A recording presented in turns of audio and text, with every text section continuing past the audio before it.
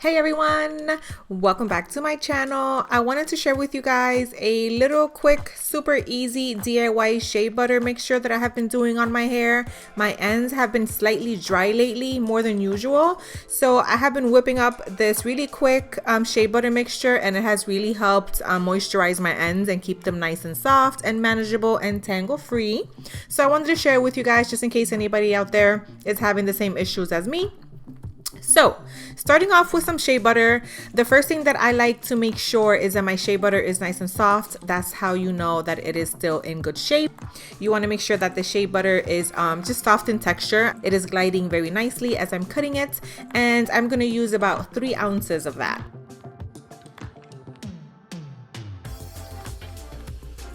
I'm using a food scale to measure out all of my measurements because I just want to make sure that each batch that I make is consistent. So after doing my 3 ounces of shea butter, I went in with some glycerin. I started off with 1/4 of a cup, but I really wanted to just do 3 ounces. I ended up doing a little more. I did 3.2 ounces, but that is absolutely fine.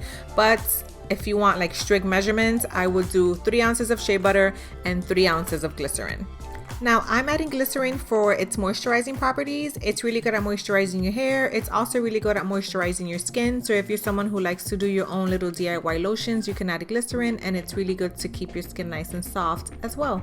I added 1 ounce of almond oil, and I added the almond oil because throughout time, if you keep adding almond oil to your hair, it makes your hair super soft and it will be very manageable and easier to comb. So if you're someone who struggles with tangled hair, that just means that your hair just needs to be moisturized more. So I would really suggest trying almond oil. Then after the almond oil, I went in with 0.5 ounces of vitamin E oil because this oil helps prevent split ends and breakage.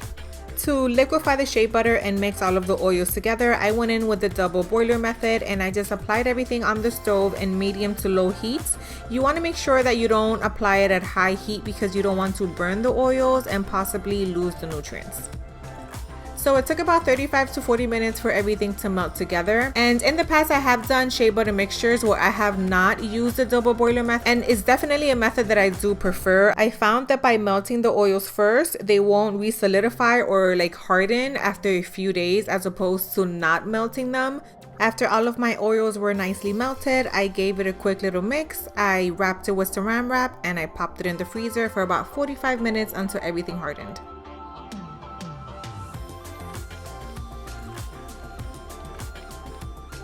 So here I took out 3 4-ounce jars, and I only ended up using 2 of them. So this recipe will only give you 8 ounces, which is more than enough. I sprayed them with a little bit of alcohol on the lids and on the inside just to make sure everything was disinfected and nice and sanitized. About 40 minutes later, I took the mixture out of the freezer and I mixed everything together with a hand mixture for about 15 minutes until I got the consistency that I wanted, which was the consistency of like a whipped cream. That's the way I like it to be. It's super soft and super creamy. It glides on your hair and your skin really nicely. Once I was done, I transferred everything into a Ziploc bag, and then I trimmed like a little hole in the bottom to kind of create like a little piping bag like the bakers use, just to make it easy to transfer onto the jars.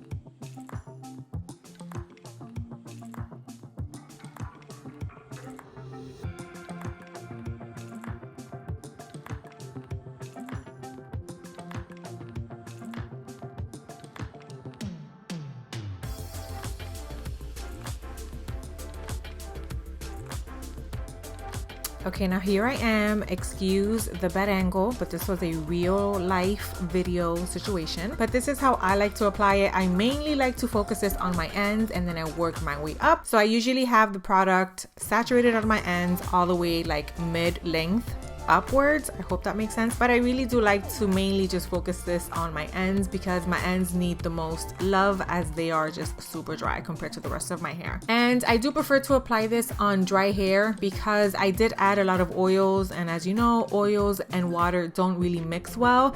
The amount of times you can use this on your hair really depends. You could do it once a week. I like to do it every single time before I wash my hair. So if I'm washing my hair on a Friday, I do it on a Thursday. If I'm washing my hair on a Saturday, Saturday, I do it on a Friday, and I usually sleep on it and then I wash it off the next day.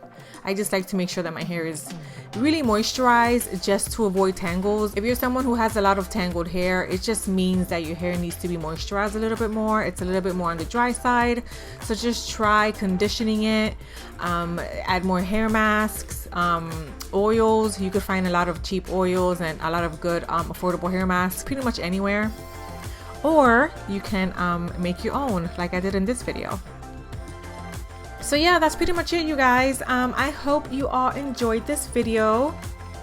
If you did, give me a thumbs up. It really does help. If you have any questions, please let me know in the comments below. I really do try and answer all of the questions that I always get. And that's it. I will see you guys in the next video.